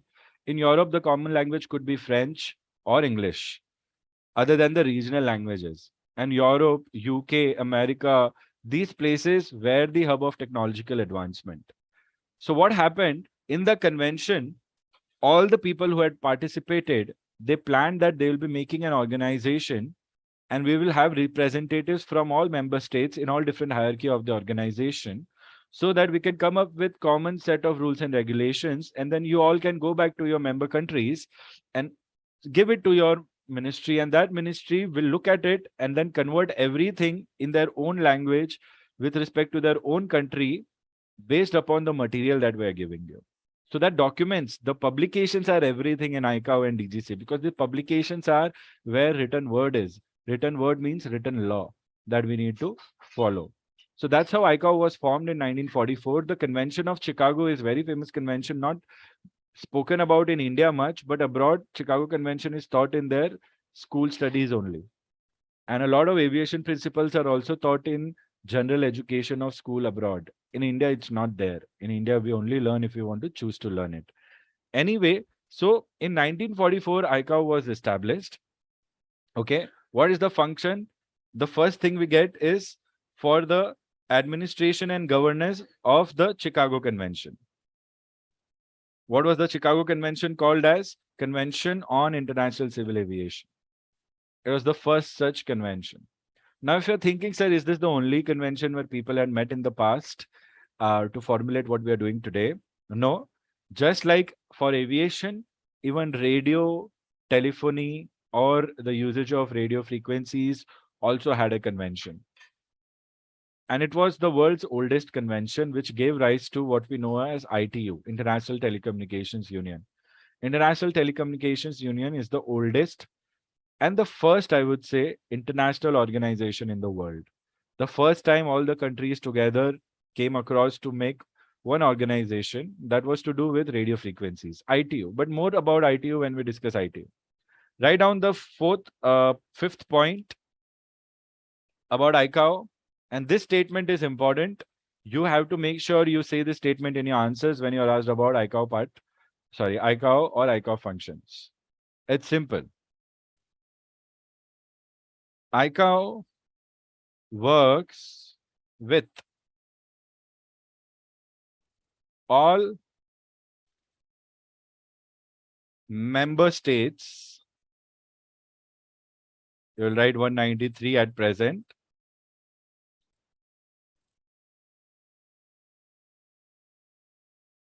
And all industry groups.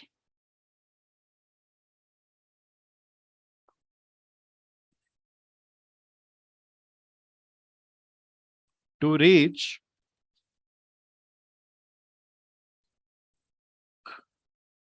common terms on international civil aviation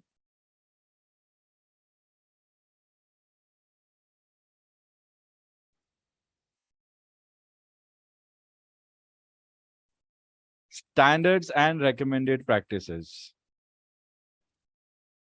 Now read the statement again nicely in one continuity.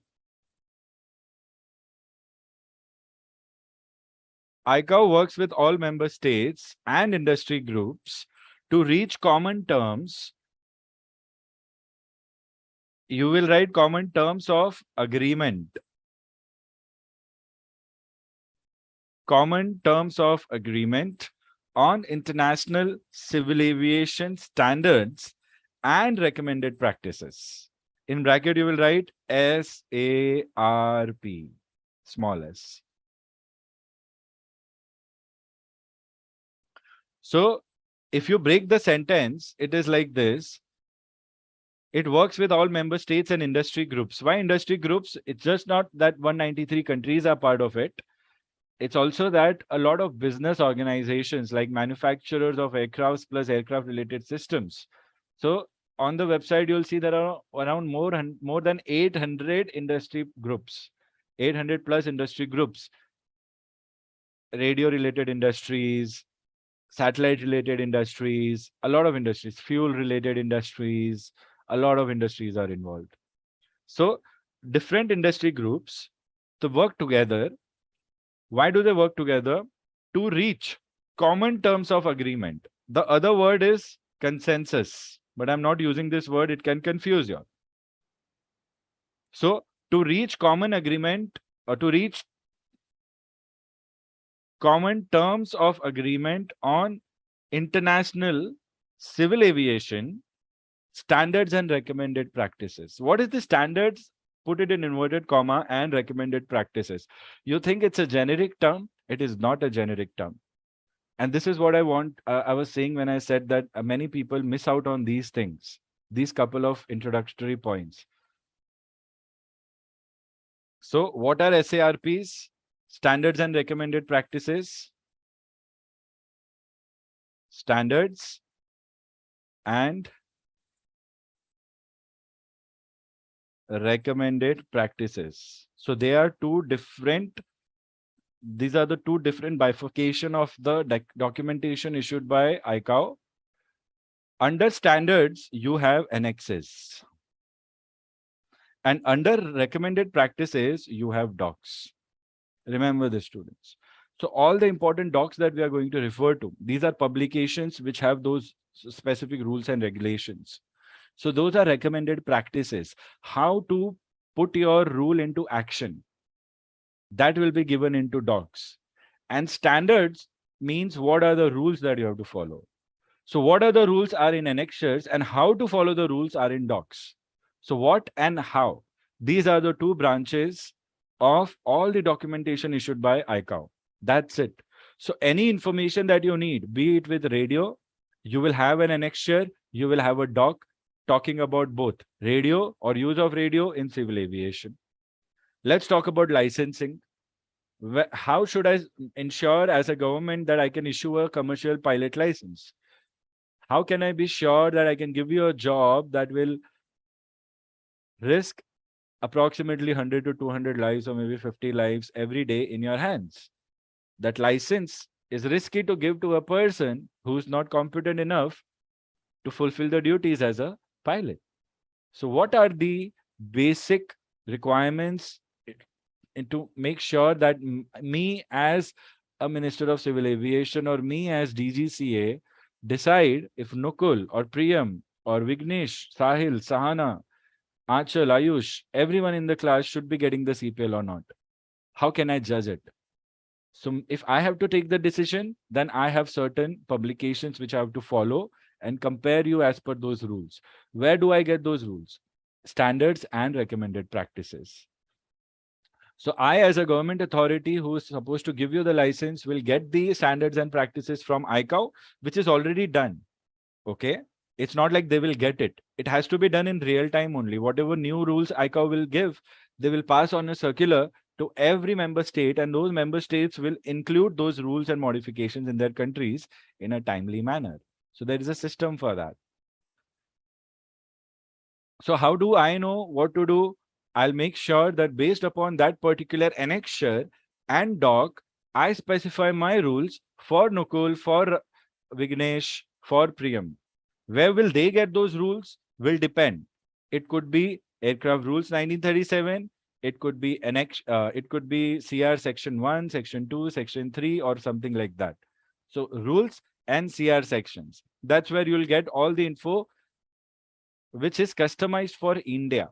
So if you go to a neighboring country like Bangladesh or Sri Lanka or China, okay, then they will be following the same annexures and same docs, just like we are following.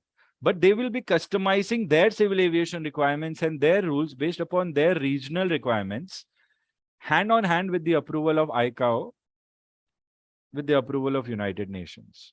Is everybody clear with this concept? Let me know, raise your hand, yes, no, maybe.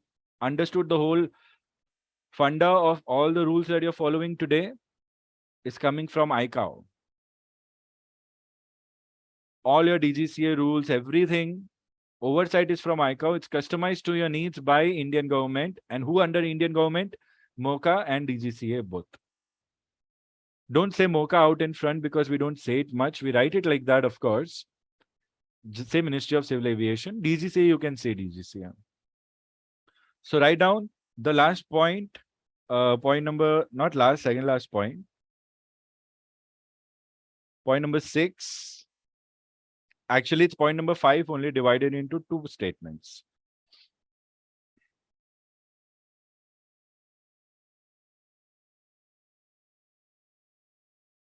ICAO works to reach a common consensus. Again, same terms of agreement or common terms of agreement. It means everybody should agree on these standards and recommended practices, basically. So rule book made by ICAO, everybody should agree to follow it before they are forced to follow it. It's like that. So we all as member states have been given the freedom to deny, reject, or accept or modify if it is not suiting in the interest of our government or the people of the government. Now, one personal information about the industry that I want to share with you. Okay.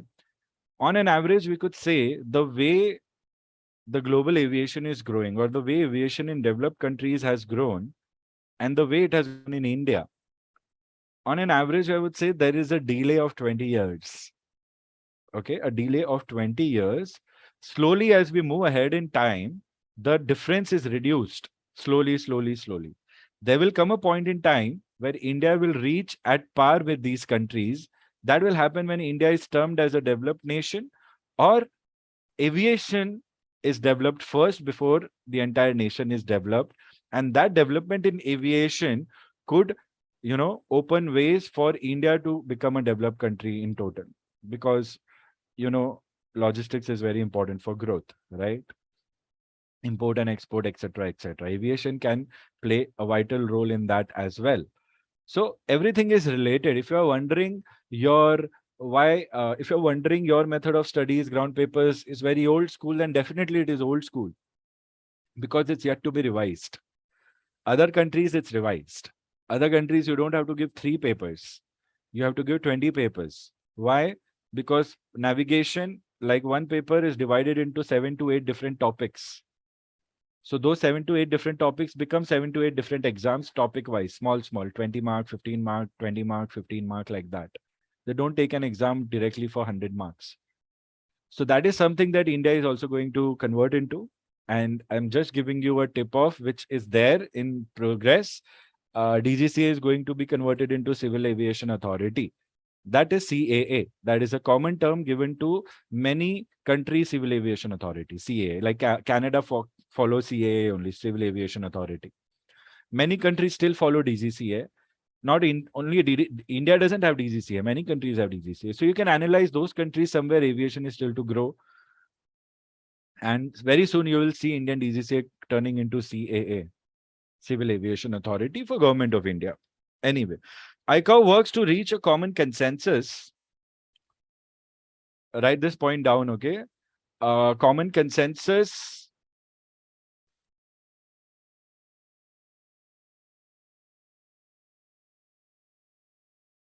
on international civil aviation policies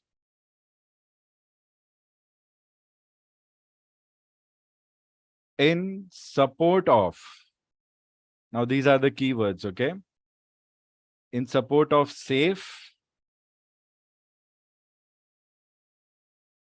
efficient, secure,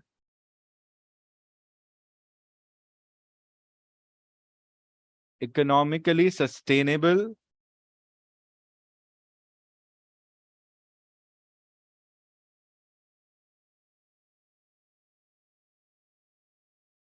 and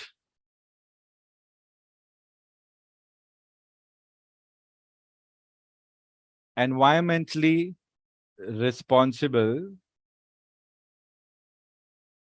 civil aviation sector.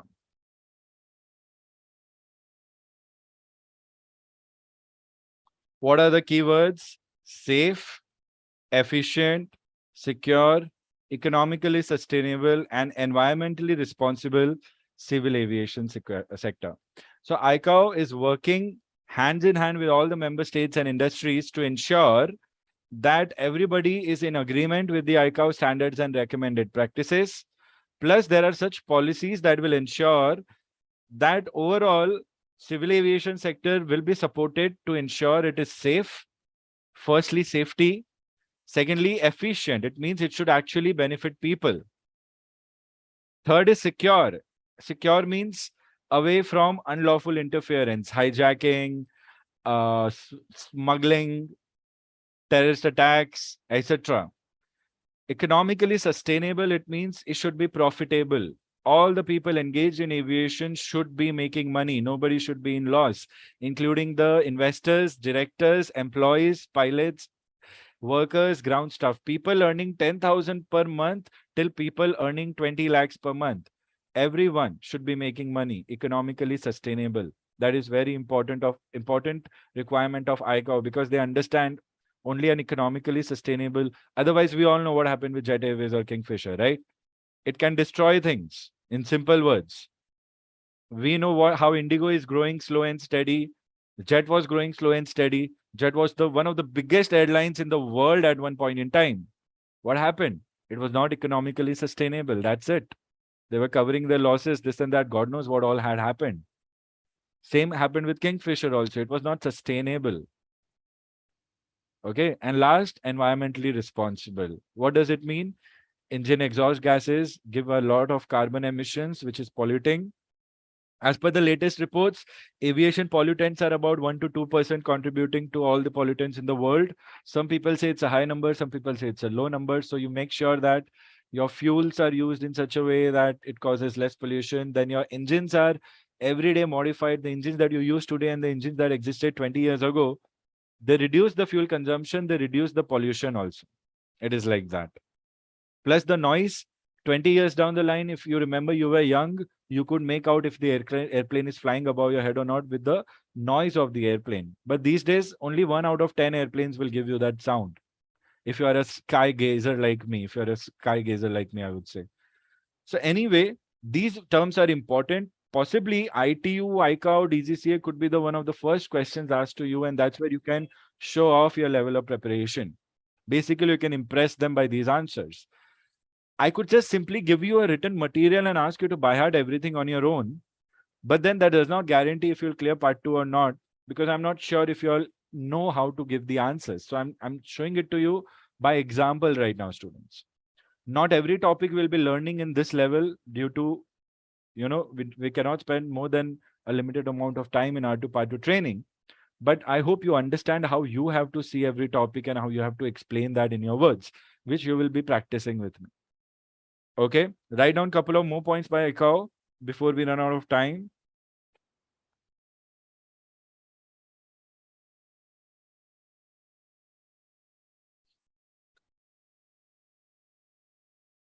Headquarters.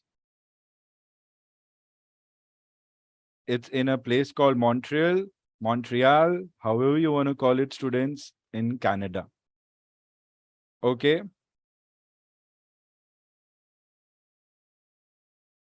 Closest or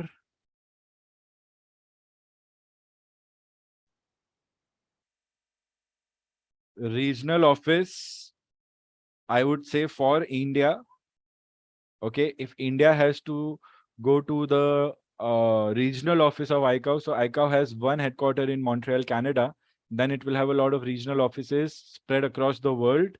So the closest regional office for us is in Southeast Asia. It's called as Southeast Asian Regional Office, and it is in Bangkok. So as you know, Bangkok, I think, has visa on arrival. So anyone who's going for a trip, Bangkok, you can try to give that office a visit and see for yourself how iCAO looks and how iCAO works. You can put that in your itinerary. Because I know many people keep traveling to Bangkok and places like that.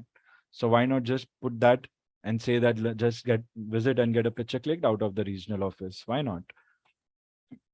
So everything is practically, like I say, everything that you learn in ground studies has 100% application in your real life. Okay, so it's good.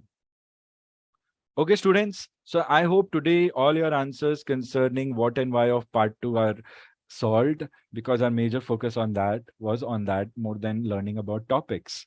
Because if I don't say all that, which is important part in your training, if I don't say all that now, if I say it one day before the exam, you might forget everything. Because you'd be worried about syllabus. But in the RT exam, it's never about the syllabus. It's about logical reasoning and situational awareness.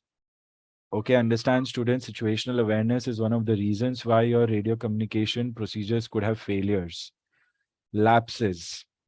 So when we are starting from Thursday, when we have good 4 hours time to study RT every day, that's when I'll be teaching you every 1 hour. I'll be teaching you part 1 techniques again and again. And then 3 hours, you'll be focusing on part 2. And I'll not be talking about these generic terms again and again, students.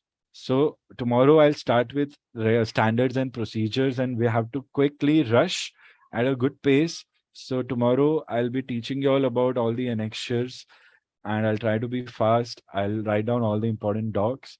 And under the annexures, there are 2 documents that are frequently asked, Annexure 10 and Annexure 15. So that I'll be teaching you.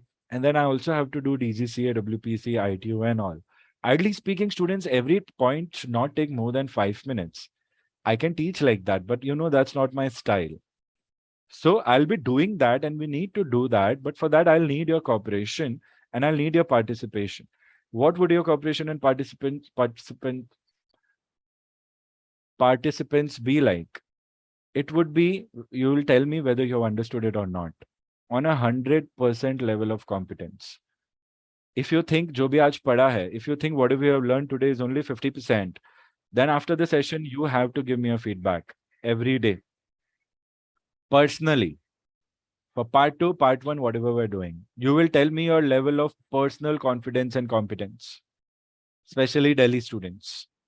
Second thing, I just forgot the second thing, but yeah, second thing, all the Delhi attempt students and non-Delhi attempt students, as soon as you leave the session, you will drop me a message either on iMessage or WhatsApp, and you will either tell me your dates for this session, simple, and the time of the date, or you'll just tell me your choice of session if you have not filled the form. If you have filled the form and you got rejected, you'll write down rejected and you'll tell me your next attempt that you're willing to give the exam. So we are 17, 18 students ideally in the class, plus Harsim on YouTube, 19 students in the class. I need 19 updates right now so that I can make a list and everything is customized as per the list of priority. Got it, students? Everyone? No overloading right now. So what will you be doing? You will be going through part 1 email that I have sent you all and start reading at least 5 questions per day, 5 question papers per day to see the variety of questions asked and to see whether you can answer or not, and to be ready to discuss your doubts with me whenever I'm doing one-on-one with you all. So after 1:30 today and tomorrow and every day, you will have the whole day to discuss your doubts with me when it comes to RT. And students, although I might not be available continuously for the whole day, but I'll be available for your till 9 o'clock, 10 o'clock, 11 o'clock, 12 o'clock, 1 o'clock, 2 o'clock, 3 o'clock in the night also, especially during exam days. So feel free to reach out with me and let me know whatever you need. I'll give it to you all. Got it, students? So that's it. Today we have learned a little when it comes to syllabus, but today we have learned a lot with respect to what our preparation should be, how our performance should be, what are the do's and don'ts. And I hope you all have understood it, because we needed this session, we needed that time. Okay, I have said it collectively, so I hope you all remember it while doing one-on-one. Do thorough revision, keep discussing your doubts. Priyam Puja and couple of more students whose doubts I have not yet solved, highlight your doubts also. And I'll tell you all how and when I'm solving, either in the class or maybe sometime during the course of the day ahead. That being said, navigation students, 2:30 we are starting today. Not too much of pressure. We'll be just doing pitot pressure instruments, errors, and then some revision and some little activity. Not too much of load for that. So please attend. Any questions RT related, please ask. Otherwise, you're free to leave the session, students. And I'll see you all tomorrow, 11:30 again. Anyone has any question, let me know. Make sure you all drop the WhatsApp messages, like I have said. Okay, then I'll see you. Thank you for joining, everyone. And Sana, you just gotten started. Initially, obviously, it's part 2. First lecture today. It's fresh for everyone. You all know first couple of lectures, we go slow, then we go fast. Here today, we are going a little slow. Tomorrow will be fast. And then Thursdays, Friday, Saturday, we have a plan. So we'll be going ahead with that plan. All right, everyone. Just a call or a text away. Let me know. Be very positive. And I'll see you tomorrow, everyone. Take care. Bye. Thank you, sir. Thank you, sir. Thank you, sir. Welcome. Good day, sir. Thank you, sir. Thank you, Thank you, everyone. sir.